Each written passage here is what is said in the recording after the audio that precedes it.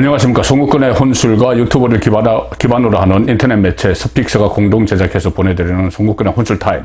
자, 이번 주 초대 게스트는 이진숙 전 MBC 대전 MBC 사장을 지냈죠. 그리고 보도본부장을 지낸 이진숙 대표입니다. 지금 문재인 정권이 들어선 이후에 MBC가 급격히 좌편향됐죠. 좌편향돼서 윤석열 후보 시절부터 윤석열 대통령이 된 이후에도 줄곧 윤석열 정부와 부딪히고 있습니다. 결국에는 도어 스태핑이 6개월 만에 중단되는 계기가 된 것도 MBC의 편파 보도 때문이었죠. 그래서 이것이 대통령실의 문제인지 아니면은 MBC의 정파성이 문제인지 이 부분을 놓고 MBC 기자로 잔뼈가 굵었고 보도본부를 총괄하는 보도본부장을 지냈고 대전 MBC 사장을 지낸 이진숙 대표를 모시고 또 이진숙 대표는 윤석열 캠프에서 활동을 했기 때문에 정치인이기도 합니다. 그래서 오늘 이진숙 대표와 함께 MBC 문제를 집중 짚어보겠습니다. 자, 함께 보시죠.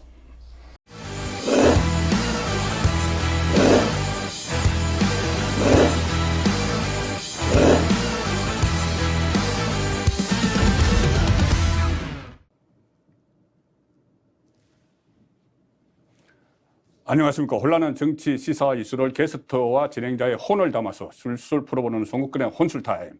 자, 오늘 모실 게스트는 과거의 걸프전 또 이라크전 그때 생각이 나실 겁니다. 우리나라 최초의 여성 종군 기자.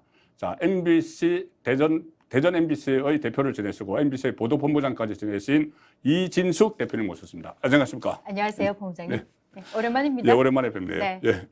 요즘 MBC가 핫하기 때문에 제가 특별히 어려운 걸음을 하셨는데 자, 오늘 MBC에 대해서 한번 모든 것을 파헤쳐 보겠습니다. 예, 또 최대한 노력하겠습니다. 예, 우리 또 이준숙 대표님은 정치이기도 하시니까 지금 정치권에서 지금 상당히 뜨거운 논쟁이 일어나고 있는데 자, 친정 MBC 이야기라서 좀 조심스러우실 수도 있겠지만은 그냥 생각하시는 거 지금 MBC에 있는 그대로 그리고 이것이 우리 국가 발전에 도움이 될 것이냐 윤석열 정부에 대한 호불호 이것이 아니고 그 차원에서 한번 말씀을 해주시면 될 것 같아요.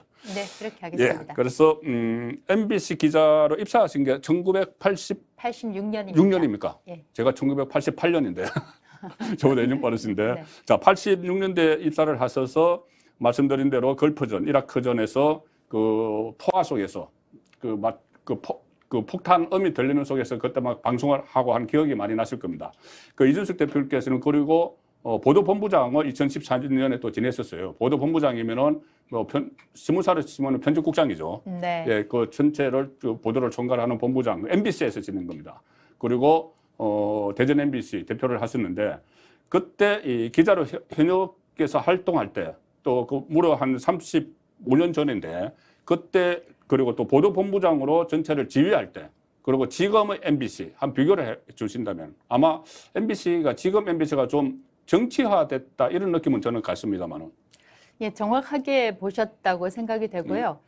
제가 입사했던 것이 아까 말씀대로 1986년이었는데 그때만 하더라도 제가 평가를 하면 데스킹 기능이 살아 있었다고 말씀을 게이트키핑. 데스킹 예, 그렇죠. 게이트키핑 예. 말하자면 데스크라는 사람이 차장부터 시작을 합니다만 선배가 이제 후배가 취재해 온 기사를 봐주고 또 이제 모자라는 부분이 있으면 보충 취재를 해오라 이렇게 지시도 하고요. 또 만약에 이제 또 문장이 매끄럽지 않으면 그걸 다듬어주는 그 선후배 간의 데스킹 기능이 있었고요. 그렇죠. 그다음에 이제 조금 문제가 되는 부분이 있다라고 하면 예를 들어서 이게 약간 좀 뛰기는 합니다만 최근에 김의겸 의원이 그 청담동 술자리 이야기를 했지 않습니까? 그랬을 경우에는 언론사에서는 도저히 방송 불가능한 일 아니겠습니까? 만약에 이제 어느 누군가가 제보를 해왔다라고 하면 이거는 반드시 현장을 방문을 해서 그 바를 방문을 해서 뭐 그 네. 주인하고 인터뷰도 하고 사실 확인도 하고 그 방송을 하게 되잖아요. 네. 보도를 하게 되잖아요. 근데 이번에 김의겸 의원 같은 경우는 그런 그 팩트 체크 기능이 전혀 없었는데 이게 이제 뭐 국회의원이라고 해서 거기까지 면책이 되는 건 아니라고 봐요. 그렇죠. 근데 제가 입사했을 당시만 하더라도 그런 그 선후배 간의 데스킹 기능, 또 게이트 키핑 기능이 살아 있었죠. 살아 있었고 송 본부장님도 아마 기억을 하실지 모르겠지만 그때는 MBC가 드라마의 왕국이었고 그렇죠. 또 예능의 왕국이었고 보도에 있어서도 MBC라고 하면 뭐 앵커 하면 딱 떠오르는 인물이 MBC가 주로 배출을 했어요. 이등열 앵커, 엄기영 앵커 이렇게 해서 정말 말 그대로 MBC가 대한민국 방송을 주도했었다고 할 정도로 그런 역할을, 그런 위치를 보도 차지를. 부분에서도 보도 부분에서도 물론입니다. 해서 카메라 출동, 카메라 출동은 대한민국의 공무원이면 반드시 봐야 될 프로그램으로 그렇게 알려져 있었거든요. 그런데 이제 말씀하신 대로 언젠가부터 그 시점을 조금 이따가 말씀을 드리겠습니다만 언젠가부터 그 MBC가 조금 이상스럽게 변하기 시작했는데 초기에는 86년 그리고 이제 그 제가 입사할 초기부터 이른바 그 87 체제가 시작이 되고 6.29 민주화 선언이 되고 하면서 이제 민주화 운동 바람이 불었지 않습니까? 그때 이제 그 방송 노조가 만들어졌고요. 그 초기에는 사실은 이 노조라는 것이 상당히 좀 그러면서 이제 그 단일 노조, MBC 자체 노조가 만들어졌죠. 그때는 노조가 그 한 역할도 상당히 많습니다. 그리고 언론인이라는 그런 그 원칙, 또 언론 준칙 이런 것들을 이제 철저하게 지키고자 하는 그런 선배 기자 정신이 살아 있었는데 이게 이제 시간이 가면서 이상하게 변질이 됐죠. 근데 이제 그것이 특히 저는 MBC가 대한민국의 축소판, 아주 그것도 잘못된 축소판이 돼버린 게 저는 이제 문재인 정권 5년 동안이라고 생각을 저 나름대로는 그렇게 확신을 하고 있습니다. 그때를 기점으로 해서 MBC가 굉장히 좌편향된 그런 방송국으로 그런 언론사로 자리매김을 하게 됐죠. 간단하게 정리를 해서 말씀을 드리면 뭐 그렇게 간단하지 않습니다. 지금 설명드리고 보니까. 그러면 이제 정치색이 그렇게 더딥혀진 게 문재인 정부 5년 때 특히 더딥혀졌고 그러면 그것을 원인은 그러면 인사에 개입을 했기 때문이죠, 아무래도. 그렇다고 봐야죠. 사실 before 문재인 또 after 문재인 비교를 해보면요. 그러니까 저는 이렇게 말씀드리는 게 좀 적절할지 조금 참 조심스러워지기도 합니다만 문재인 정권은 사실 뭐 분명한 좌파 정권 아니겠습니까? 그런데 이제 이 MBC가 굉장히 이 지배 구조 자체가 기형적입니다. 뭐냐면 상법상으로는 주식회사예요. 그리고 MBC의 그 매출은 그 광고를 파는 데서 나옵니다. 그 광고를 판매를 하고 또 사업, 자체 사업을 벌여서 그런 데서 이제 그 매출이 이루어지는데 근데 또 보면은 이게 공영방송으로 불리잖아요. 그렇죠. 근데 공영방송이라는 건 사실 본부장님도 잘 아시는 대로 법적 용어는 아닙니다. 법적 용어는 아니고 다만 이제 주식회사, 상법상으로는 주식회사지만 이게 방송문화진흥회라는 공익재단에 의해서 사장이 선임된다. 방문진이라고 줄여서 이야기를 하는데 사장과 임원 선임을 이 공익재단이 한다고 해서 이제 공영방송이라고 스스로 부르거든요. 그래서 공영방송이라고. 근데 이제 이게 이런 지배구조, 이런 그 법적인 위치 때문에 우파 정권이 들어서면 또 사장도 자연스럽게 이제 우파 사장이 들어오고요. 이거는 뭐 저희가 부정을 할 수가 없습니다. 사실이니까요. 또 좌파 정권이 들어오면 또 좌파 사장이 임명이 됩니다. 그런데 이제 뭐 저보고 편향적으로 이야기를 한다고 말씀을 하실 수도 있겠지만 그래도 역대 우파 사장들은 언론으로서 또는 이제 그 이른바 그 공영방송으로서 가져야 할 그런 준칙들을 지켰다고 생각이 되고요. 제가 그거는 이제 보도본부장으로 있었을 때도 마찬가지입니다. 그런데 이제 문재인 정권 들어왔을 때는 단적으로 이제 제가 말씀을 드리면 최승호 사장, 예. 뭐 심지어는 최승호 사장은 문재인 정권 들어서기 전에 이미 바뀌었습니다. 예, 예, 왜냐하면은 탄핵 정권, 그렇죠. 탄핵 상황이었기 때문에 원래보다 박근혜 대통령이 뭐 이미 탄핵 당했던 상황이었기 때문에 2017년 5월 9일이 문재인 대통령이 취임한 날인데 그것보다 더 빠른 12월에 바뀌어. 그 전에 2016년 12월에 사장이 바뀌었죠. 최승호 사장이 들어섰고요. 문재인 정권 때, 사실상 문재인 정권 때. 그리고 최승호 사장을 뒤이어서 지금 현재 박성재 사장이죠. 딱 보면 100만. 딱 아시네요. 조국소 그 집회에 가서. 그것도 딱 보면 100만을 김호중 방송 가서 이야기를 했어요. 맞습니다. 그때 당시에 보도국장 신분으로 그것도 대단히 이례적인 일이죠. 근데 이 최승호, 박성재 이 두 사람이 어떤 공통점을 가지고 있느냐 하면은 언론 노조, MBC 본부 노조 위원장 출신입니다. 그러니까 MBC에서는 지금도 마찬가지, 지금 뭐 더 그게 강화됐지만 노조 출신, 노조 원이면 이거는 뭐 그냥 기본 요금이고 거기에다가 노조 간부 또 거기에다 플러스 훈장이라고 치면 노조 위원장입니다. 위원장. 위원장 두 사람이 사장이 됐네요. 그렇죠. 노조 위원장 출신이 사장이 되는 곳이 바로 좌파 정권 하에 MBC 상황입니다.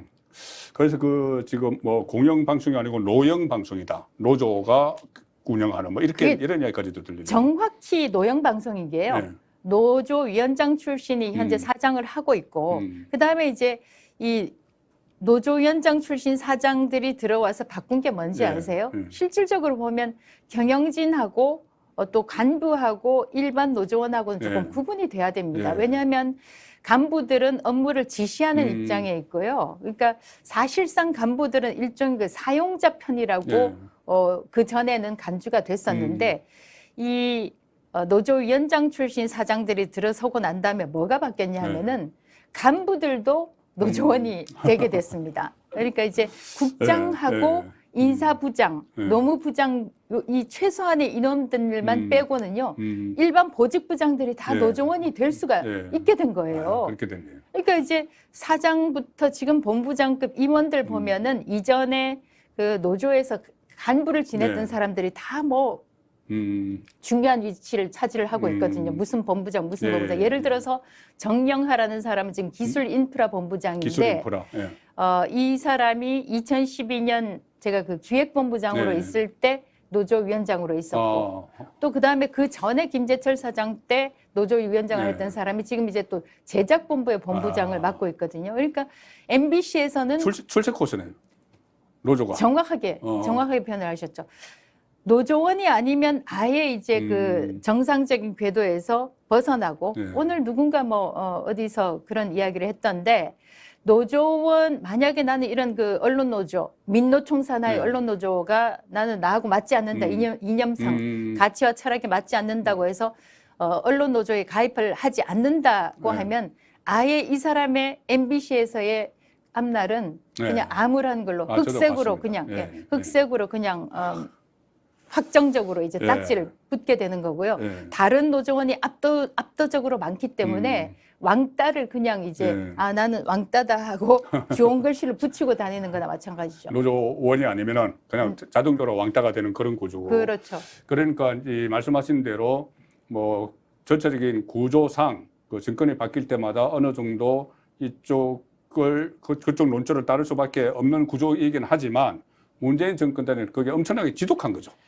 지독하게 편향이 돼버리는 거죠. 아주 이게 고질적으로 그 강화됐다고 하나요? 그렇게 말씀을 드리는 게 아까 그 본부장님이 딱 보면 100만 명이라고 하시지 않았습니까? 그게 이제 조국 수호 집회 때 박성재 현재는 이제 사장으로 승진됐다고 할 수가 있겠는데 그런 그 딱 보면 100만 명이라고 하는 그런 것 때문에 사장이 됐다고 저희는 보는 거죠. 왜냐하면 거의 뭐 이른바 그 확신범이라고 할 수가 있으니까요. 근데 이제 제가 이 송 본부장님 혼술에 출연을 하기 위해서 제가 지금 이제 MBC에 있는 반 언론 노조 취재해갖고 오셨네요. 예, 취재를 했는데 현재 지금 보면은 MBC가 일반직 직원들이 한 1,400명 정도 됩니다. 1,400명 좀 넘는데 그 중에서 언론 노조, 민노총사나 언론 노조원이 몇 명인 줄 짐작하시겠습니까? 꼭 가려서 받을 것 같은데요. 그런 것도 좀 있겠죠. 좀 거꾸로 말씀을 드리면요, 이른바 MBC 노조라고 하는 MBC 노조가 우파 성향의 노조입니다. MBC 노조원이 80명 정도 되고요. 80명, 단 80명. 네, 1,400명 중에서 민노총 언론 노조원이 900명입니다. 900명이 넘습니다. 완전 장악을 한 거네요. 그러니까 그래서 이런 말이 있어요. 지금 이제 대한민국 같은 경우도 워낙 민노총이 흔들어대기 때문에 저는 민노총 공화국이라고 생각을 합니다만 대통령만 바뀌었지 정권이 바뀌었다 그래도 대통령만 바뀌었지 다른 정권은 바뀐 게 없다 이런 얘기를 하지 않습니까? 지금도 이제 또 파업 중이잖아요. 근데 MBC 같은 경우도 지금 이제 정권 바뀌었으면 이전에 문재인 때 보면 이야기가 참 좀 왔다 갔다 하는 느낌이 있습니다만 박문진이 MBC 사장 선임을 한다고 말씀을 드렸잖아요. 근데 박문진 이사가 9명입니다. 그래서 문재인 정권 때도 이제 그때 정권이 금방 바뀌었으니까 그 전에 박근혜 정부 때 임명된 박문진 이사들이 6명, 그러니까 흔히 말하는 우파 성향의 이사들이 6명, 또 좌파 성향의 이사들이 3명 있었거든요. 그런데 이 언론 노조원들이 얼마나 지독하나 하면 이제 본인들도 그때 파업을 하면서 내걸었던 구호가 질기고 독하고 당당하게.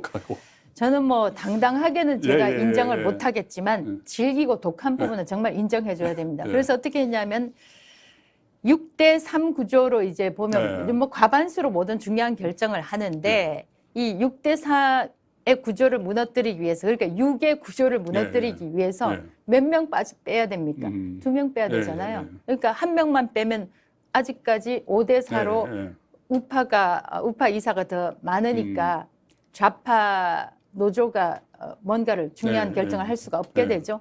어떻게 했냐면 한 분은 이대 교수 출신이었는데 제가 성함은 이야기 안 하겠어요.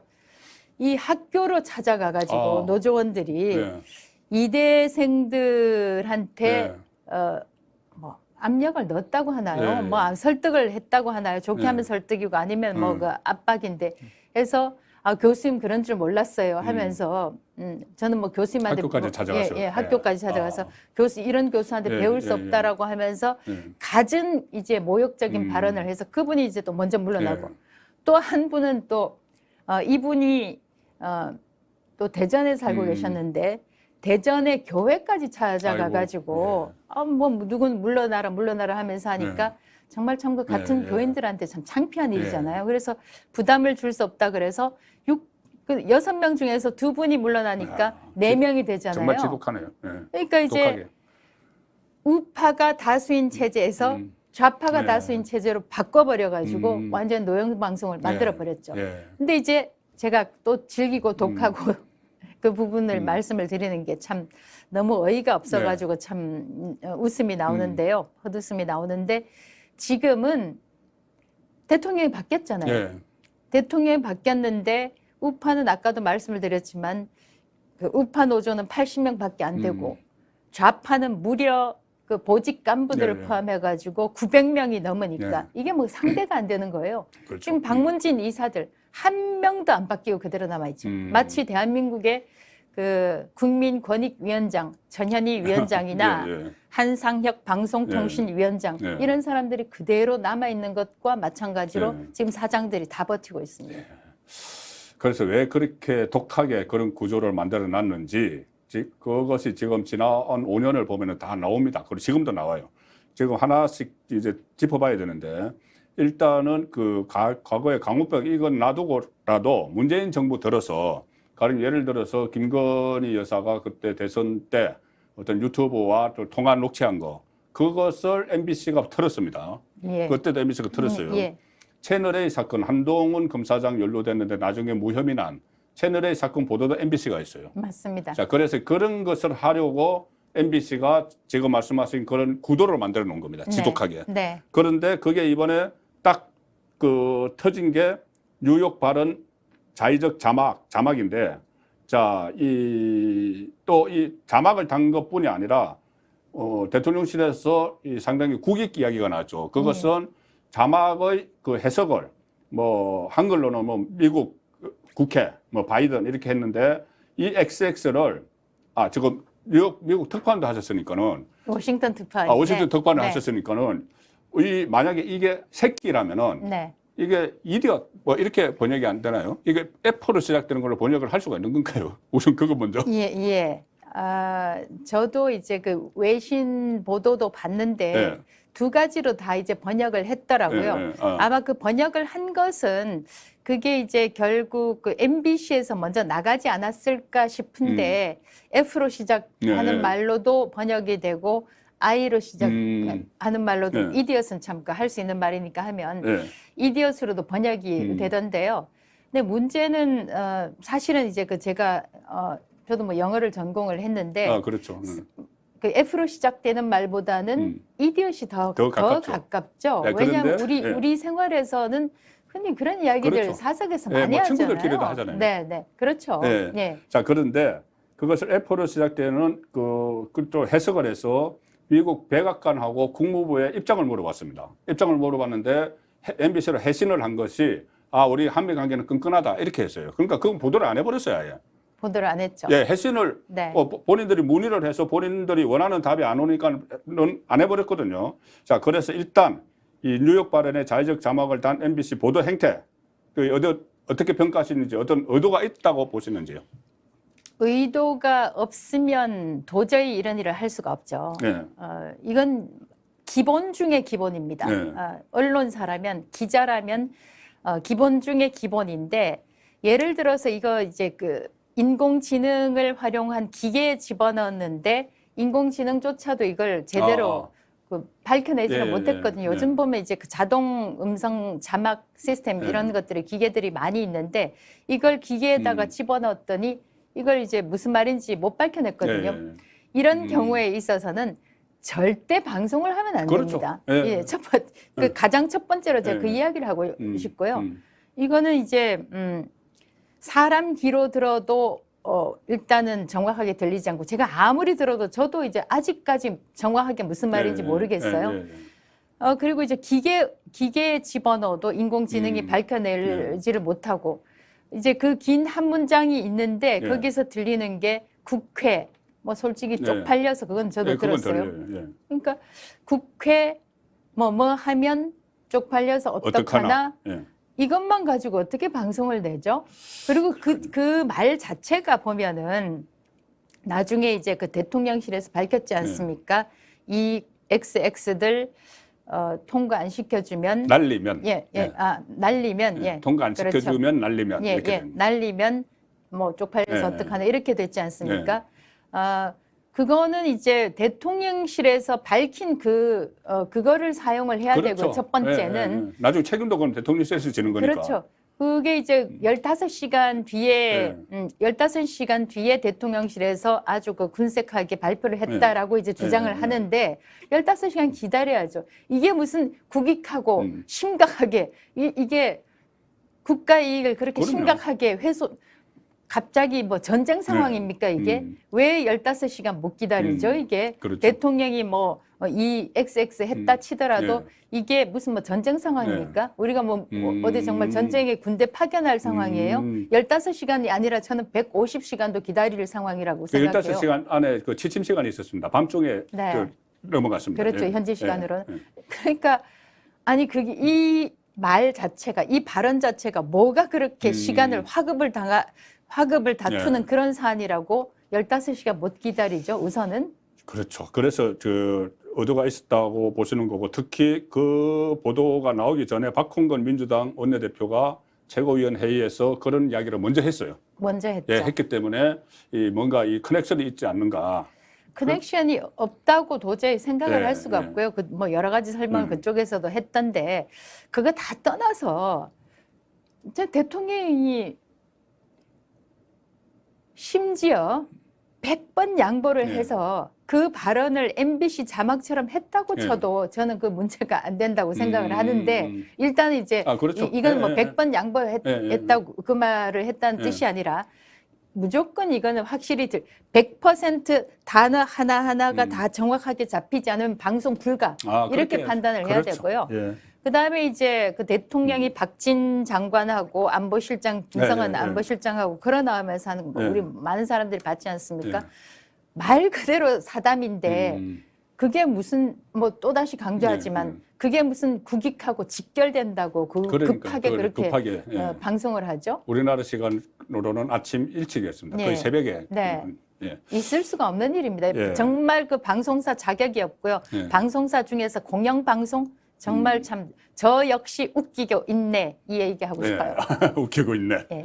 자, 이제 그 다음에 일어난 또 파장을 짚어봐야 되는데, 그 기자 생활 오래 하셨지만은 청와대 출입 안 해보셨죠? 예. 저는 청와대 출입 한 10년 했거든요. 야, 오래 하셨습니다. 대통령 전용기 네. 타고 한 30번 갔다 왔는데, 네. 대통령 전용기 타면 엄청 편해요. 일단 그 출입국 심사 안 받습니다. 비행기에 그냥 타서 현지 공항에 딱 내리면은 바로 버스로 옮겨 타요. 네. 옮겨 타고 가면은 숙소 가면 짐 다 갖다 놨어요. 그래서 이게 일단은 그 대통령 취재를 효율적으로 하기 위해서 편의 네. 제공을 하는 건데, 이거 이번에 MBC 취재진 동남아 가면서 전용기 탑승을 불허했거든요. 이것은 그 어떻게 보면은 이건 취재 제한은 아니고 편의 제공을 철회한 건데, 이 조치는 그 기자 출신이 있으니까 이 조치는 적절했는지 아니면 혹시 다른 방법을 쓰셔야 됐는지 그 부분에 대해서는. 이 부분에 대해서는 제가 좀 쓴소리를 좀 해야 되는데 예. 대통령실에 좀 쓴소리를 해야 되는데 제가 원하는 대답입니다. 뭐 제가 참 영어를 한번 예. 쓰면 예. 미국에도 presidential이라는 말을 많이 쓰는데 대통령답다, 예. 대통령급이다, 대통령이 해야 될 그런 정도의 수준이다라고 할 때 presidential이라는 예. 표현을 쓰는데요. 대통령이 지금 조금 전에 우리가 논의한 대로 그 공영 언론, 공영 방송 자격이 전혀 없는 MBC하고 예. 다투는 그런 모양새를 내는 것은 정말 참 안 보고 싶었다. 이렇게 말씀을 드리고 싶어요. 왜냐하면 이제 윤석열 대통령이 늘 강조한 것이 공정, 상식, 그리고 법치 아닙니까? 그러니까 이번에 이제 그 MBC가 국세청 조사에서 보면 여러 가지 이제 그 탈세 여의도 사업 할 때 탈세한 의혹으로 511억인가 해서 520억 가까이 이제 과징금을 내게 됐는데 그런 이제 그 법적으로 공영방송 MBC에 대해서 MBC가 정말 문제가 있다면 뭐 뭔가 이 MBC라는 존재에 대해서 이걸 어떻게 좀 손을 봐야 되겠다 이런 차원이 아니라 MBC가 정말 그 공영 언론으로서 제대로 그렇죠. 하지 못하고 있다면 거기에 상응하는 조치를 취해야 하지만 정말 참 마음에 안 드니까 타지 마. 이렇게 이제 국민들한테 비칠 수가 있거든요. 저도 사실은 MBC 얼마나 문제가 많습니까? 김건희 여사 뭐 보석이 어떤 애 그리고 대역을 쓰는데 이거는 이건 뭐 본부장이 담당 본부장이 사과를 했던데 있을 수 없는 어쩌다가는 그런 실수를 할 수 있습니다. 근데 MBC 같은 경우는 누적적으로 누가 봐도 의도가 있다고 볼 수밖에 없는 그런 여러 가지 방송을 하지 않았습니까? 근데 이제 이런 것들을 다른 방법으로 조치를 취할 수가 있는데 뭐 방송통신위원회나 방송통신심의위원회에서 그렇죠. 조치가 있지 않습니까? 언론중재위원회도 있고 뭐.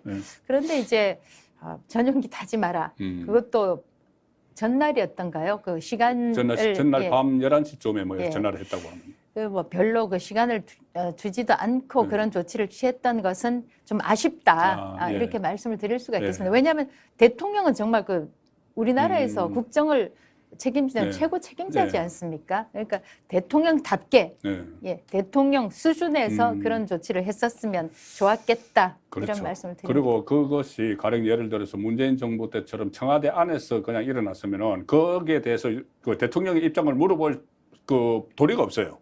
거기에 대해서 왜 안 태우느냐 물어볼 도리가 없어요. 그러면은 그 책임은 그냥 참모들이 지든지 해야 되는데 지금은 도어 스태핑이 있으니까는 거기에 대해서 대통령에게 물어보니까 맞습니다. 대통령이 마치 다 그 하는 것처럼 이렇게 되는 그 구조인데 그걸 참모들이 제대로 그 파악을 못하고 대처를 하는 그런 측면이 분명히 있는 것 같습니다. 저도. 예, 송 본부장님 말씀에 제가 동의를 하면서 제가 덧붙이고 싶은 게 그동안 수차례 지적이 됐던 것도 이러시면 안 됩니다. 이거는 이렇게 하시는 게 좋습니다라고 강하게 한 사람이 이야기를 하고 또 옆에서 받쳐주고 하면 대통령이 그거 못 알아들으시겠습니까? 그리고 이제 언론의 중요성에 대해서 제가 대통령 선거 기간 중에 윤석열 후보하고 그때 이제 캠프에 뭐 윤석열 후보하고 그때 토론회를 한번 할 때가 있었는데 제가 질문을 했었거든요. MBC 민영화하는 게 어떻겠냐라고 이제 질문을 드리고 워싱턴 포스트의 슬로건 사실을 제가 인용을 해서 말씀을 드렸어요. Democracy dies in darkness. 민주주의는 어둠 속에서 죽는다라고 이제 그 말씀을 드렸더니 굉장히 그게 인상적이었던지 나중에 한번 다시 인용을 해서 말씀을 하시더라고요. 그러니까 언론의 중요성은 참 그 아무리 강조해도 지나치지가 않는데 그래도 이제 대통령이 너무 이거는 좀 그 보복하는 듯이 그렇게 비치겠다라고 하면 참모들이 이러시면 안 됩니다. 라고 말씀을 드렸으면 좋겠어요. 그렇죠. 그래서 이제 그런 대응이 결국은 좀 사달이 일어납니다. 그 도어 스태핑에서 뭐 당연히 안 물어볼 수가 없죠. 당 기자들이 전용기 안 태운 문제를 물어보니까는 그 국익을 저해하고 악의적으로 한미 간의 그 이간질 이 이야기가 나왔습니다. 그러니까 그때 MBC 기자가 이 팔짱 끼고 샌들 차림으로 총회꾼처럼 막 이렇게 있다가 뒤돌아가는 대통령에게 거칠게 항의를 했죠. 항의를 해서 결국 도어 스태핑이 중단됐는데 저는 그런 생각을 해봤습니다. 만약에 그 해외 순방 다녀와서 첫 번째 도어 스태핑인데 내가 MBC 기자라면 오히려 구두 신고 정장 입고 제일 앞줄에 서가지고 물어봤을 거예요. MBC 기자가 직접. 근데 그러지 않고 이거 뭔가 무슨 대답 하나 보자 이렇게 뒤에 이러고 있다가 돌아가는 대통령 뒤에다가 막 이야기를 했거든요. 그래서 도어 스태핑이 중단됐어요. 어느 쪽 책임입니까? 어느 쪽 책임이라기보다도 저는 이제 이 두 가지 사건을 연관시키고 싶지는 않아요. 결과적으로 보면 저는 도어 스태핑을 중단한 게 잘 됐다고 생각합니다. 잘 됐습니까? 중단한 건 잘 됐다고 보고요. 대통령실에서 국민들과 언론들과 소통하는 또 다른 방법을, 더 좋은 방법을 좀 고려를 했으면 좋겠습니다. 그래서 예를 들어서 한 달에 2번씩 정도 정말 그 중요한 국정 현안을 골라서 대통령이 언론하고 기자 간담회를 한다든가 정제된 답변을 내야죠. 대통령이 이야기하는 거는 말 그대로 최종 결정, 마지막 결정이 국민들한테 언론한테 나가야 된다고 보고요. 많은 토론과 수기를 거쳐서 그렇게 나가야 된다고 보고 다만 이제 MBC 기자 관련해서는 이모 기자 관련해서는 우리 송 본부장님이 말씀하신 대로 당연히 앞부분에서 MBC와 관련된 상황이니까 그리고 본인이 관련된 상황이니까 앞부분에서 손을 들고 질문을 했으면 더 좋았겠고 저는 이제 뭐 슬리퍼 관련해서 뭐 이른바 뭐 쓰레빠 기자 이렇게 놔두는데 저는 뭐 모르겠습니다. 뭐 발에 그 병이 있는지 모르겠지만 슬리퍼 가지고 그렇게 저는 이제 큰 문제를 삼고 싶지는 않아요. 기자 생활해 보셨으니까. 뭐 주로 이제 슬리퍼 많이 신잖아요. 기자실에서. 근데 반바지 입고 나오지는 않았으니까 이제 드레스 코드도 본인이 알아서 했겠는데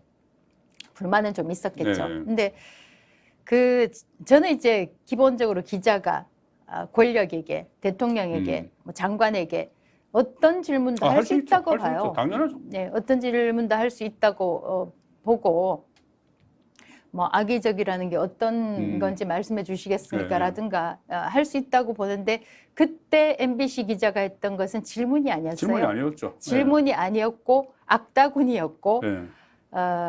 저는 뭐 심지어는 난동이라고까지 얘기를 하고 네. 싶어요. 그 이기정 그 홍보기획 비서관인가요? 그 네. 비서관하고 그런 식으로 뭐 사실상 삿대질에 가깝게끔 뭐 저도 몇 차례 봤는데 네. 그것은 기자 이전에 인간으로서 해서는 안 되고 네.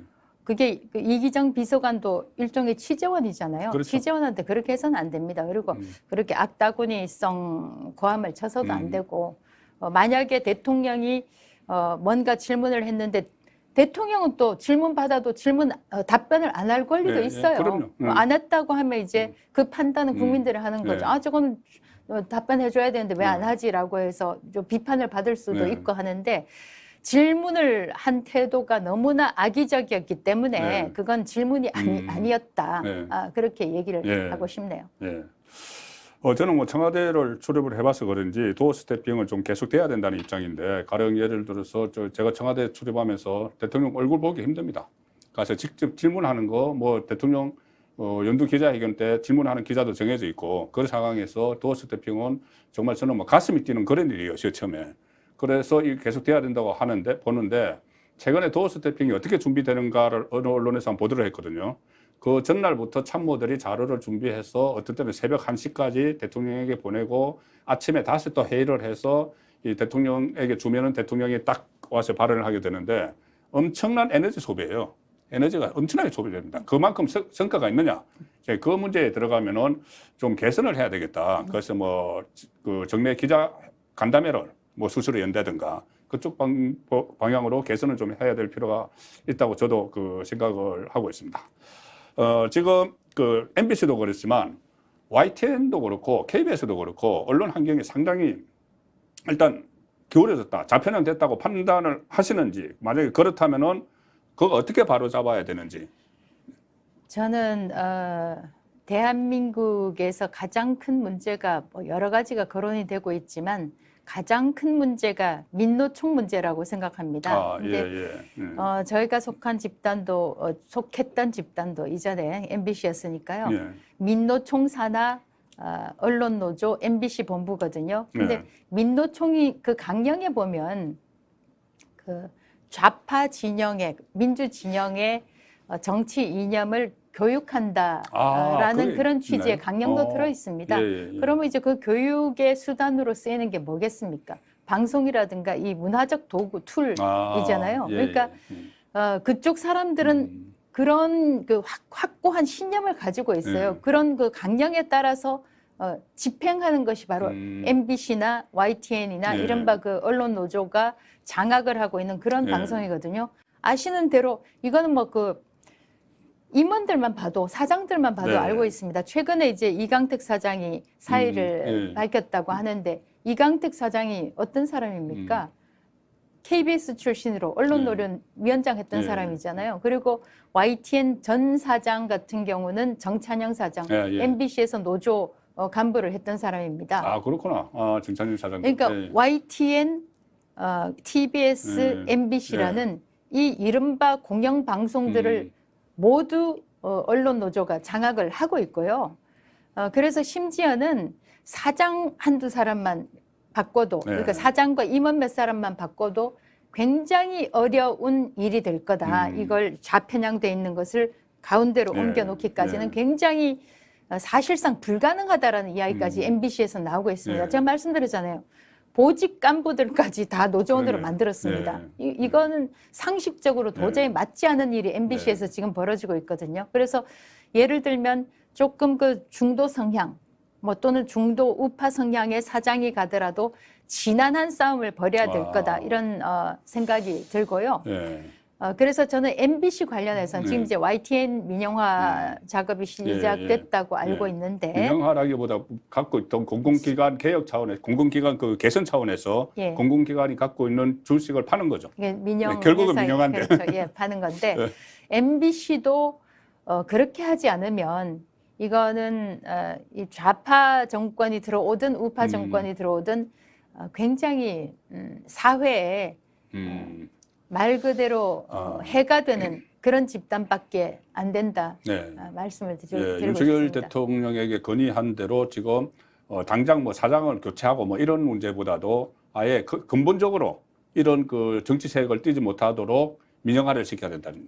예. 저는 그렇게 생각합니다. 그렇죠. 만약에 이렇게 이 상태로 있으면은 정권 바뀌면 또 마찬가지고 물론 정도의 차이는 있지만은. 예, 그리고 지금 이제 뒤늦게 문재인 정권 때는 정말 엄죽달싹도 하지 않던 민주당에서 이른바 그 방송법 개정안 냈지 않습니까? 근데 이게 정말 터무니가 없는 게요. 그 문재인 대통령이 취임하기 직전인가 직후인가 그때 당시에 그 암을 앓고 있던 MBC의 전 그 노조 홍보국장을 찾아가서 이모 노조국장을 찾아가서 반드시 지배 구조를 개선하겠다, 뭐 방송법을 바꾸겠다는 그런 취지로 이야기를 했었거든요.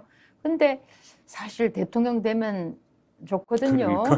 대통령 되면 좋고 또 자기를 지지해주는, 자기를 옹위해주는 방송 하나쯤 있으면 얼마나 좋겠습니까? 그것도 확실하게 해주는데요. 5년 동안 민주당 잠잠하게 있다가 지배구조 바꾸자라고 하면서 운영위원회를, 공영방송 운영위원회를 25명으로 늘려서 하자. 근데 숫자를 늘리면 늘릴수록 이거는 노영방송 영구화 법이 됩니다. 왜냐하면 제가 말씀드렸잖아요. 1,400명 MBC 직원 중에서 900명이 노조원입니다. 근데 이제 여기서 보면은 이 25명 운영위원회 누가 들어가냐 하면은 방송기자협회, 또 PD협회 이런 그 방송 관련 협회들에서 한 명씩 운영위원으로 들어가거든요. 방송기자협회는 누가 다수가 됩니까? 언론 노조원들이 다수가 돼 있거든요. 아주 자연스럽게 노조가 지지하는 인물이 사장이 되게 돼 있습니다. 숫자가 많으면 많을수록 이거는 그 노조가 지지하는 인물이 되게 되거든요. 그러니까 25인 운영위원회가 구체화가 돼서 이 법이 통과가 되면 공영방송들은 영구히 노영방송이 확실히 되는 겁니다. 이거는 막지 않으면 저는 지금 현재 여당의 역사적인 책임이 있다고 생각합니다. 그러니까 이대로 이 기울어진 운동장 언론 환경을 놔두면은 윤석열 대통령이 아무리 여러 가지 정책을 내놓고 성과를 내놔도 그것이 제대로 국민에게 알려지지도 않고 막 그런 상황이 되니까요. 그게 상당히 급한 일인 것 같고. 전혀 알려지지 않고. 예, 그렇죠. 그래서 정치 이야기를 조금만 하겠습니다. 지금까지 저기 친정 말씀을 하시느라고 상당히 좀 불편하셨을 것 같은데. 자, 일단 윤석열 캠프에서 활동을 하셨고 또 앞으로 이제 정치를 하시면서 그동안 쌓았던 노하우 같은 것을 국정에 좀 반영을 하고 국가 발전에 이바지하기 위해서 정치도 생각을 하고 계신 걸로 아는데 하나씩만 여쭤볼게요. 일단 전국 현안과 관련해서 윤석열 대통령 국정 운영 6개월 자 100점 만점에 몇 점으로 평가하시고 이유는 뭡니까? 네, 사실 숫자는 말씀을 안 드리고 싶은데요. 그거는 뭐 여론조사 결과에 나와 있지 않습니까? 그래서 오늘 갤럽 30% 나왔습니다. 네, 지금 30% 안팎 이렇게 되는데 참 그 안타까운 게 제가 좀 전에도 말씀을 드렸지만 정권 바뀌었다 그래도 정권 교체를 했다 그래도 대통령만 바뀌었지 실질적으로 권력은 여전히 국회를 장악하고 있는 민주당이 가지고 있다 이런 이야기를 듣지 않습니까? 그렇죠. 대통령이 뭔가 개혁을 하려고 그래도 노동개혁, 언론개혁, 사법개혁 온갖 그 개혁을 하려고 해도 뭐 진짜 아시지 않습니까? 이번에 그 법안들 봐도 보면 제가 직전에도 봤지만 뭐 검찰 관련 예산도 엄청 깎았더라고요. 다 깎았어요. 1,000억 원 이상 그 깎았던데 그런 식으로 발목을 잡는데 어떻게 대통령이 제대로 일을 할 수가 있겠습니까? 그래서 본인이 그런 그 계획을 생각을 하고 있다고 해도 제대로 하지 못하는 분위기다. 그런 생각이 드네요. 자, 그래서 결국은 이준석 대표께서도 지금 정치권에 들어가서 지금 윤석열 정부도 좀 도와주고 또 이렇게 지금까지 말씀하신 좌편향된 언론을 바로잡는 데 역할을 좀 하시고 그렇게 하셔야 될 것 같은데 지금까지 쌓아왔던 그런 경험이나 또 지금 쭉 말씀하신 이런 생각들을 현실에 반영하기 위해서 이 정치를 하셔야 될 것 같은데 지금 정치적으로 꿈이 있다면 일단 내년 총선에는 출마를 염두에 두고 계시죠? 여러 가지 그 생각을 하고 있고요. 네. 송 법무부장님이 참 그 중요한 지적을 하셨기 때문에 아까도 그런 얘기 나왔습니다만 대한민국이 이 문화 권력 네. 자체가 좌쪽에 넘어가 있지 않습니까? 그렇죠. 그래서 뭐 제가 그런 인용을 종종 합니다만 좌편향 영화들을 예로 들면 설국열차라든가 기생충이라든가 굉장히 잘 만든 영화예요. 전 세계 시장 어디에 내놔도 아깝지 않은 참 자랑스러운 그런 영화들인데 우쪽의 영화를 보면 국제시장하고 인천 상륙작전 그 두 개밖에 없고 나머지 히트친 영화를 보면 택시 운전사니 뭐 그 노무현 대통령이 거의 좌편향 변호사, 영화거든요. 변호인. 그래서 대한민국에서는 좌쪽에 들어있지 않으면 지식인도 아니고 뭔가 이제 보수 꼴통 그런 머리는 조금 비어 있는 돈만 밝히는 그런 쪽으로 이제 인식이 돼 있는데 그걸 좀 바꿔야 되겠다. 그렇지 않다. 물론 이제 문재인 5년을 거치면서 우파들이 좀 각성을 했어요. 각성을 했기 때문에 지금은 이제 상당히 지식인들도 우파의 가치와 철학을 위해서 노력을 하고 있고 그게 결실을 맺을 걸로 생각이 되고 이제 질문으로 돌아가서 저도 그래서 그런 그 문화 권력 지형을 바꾸기 위해서 배치가 필요하죠. 여러 가지로 노력을 할 예정입니다. 여러 가지 그 도구 중에서 또 금배지가 제일 낫습니다. 입법권이 있으니까는. 우리 그 이준석 대표님께서는 제가 말씀드린 대로 걸프전, 이라크전 그 종군 취재 기자였고 그 치열한 전쟁 현장에서 전쟁 그 상황을 취재를 했고 그 다음에 지금 좌편향된 언론과 맞서서 지금 홀로 이렇게 여러 가지 지금 말씀하신 것처럼 상당히 지금 싸우고 계십니다. 그리고 앞으로 국회에 들어가서 또 그 나라를 정상으로 만들기 위해서 싸울 준비를 하고 계시는 우리 이진숙 대표님 오늘 모시고 MBC 문제에 대해서 집중적으로 파헤쳐봤습니다. 오늘 출연 감사합니다. 감사합니다.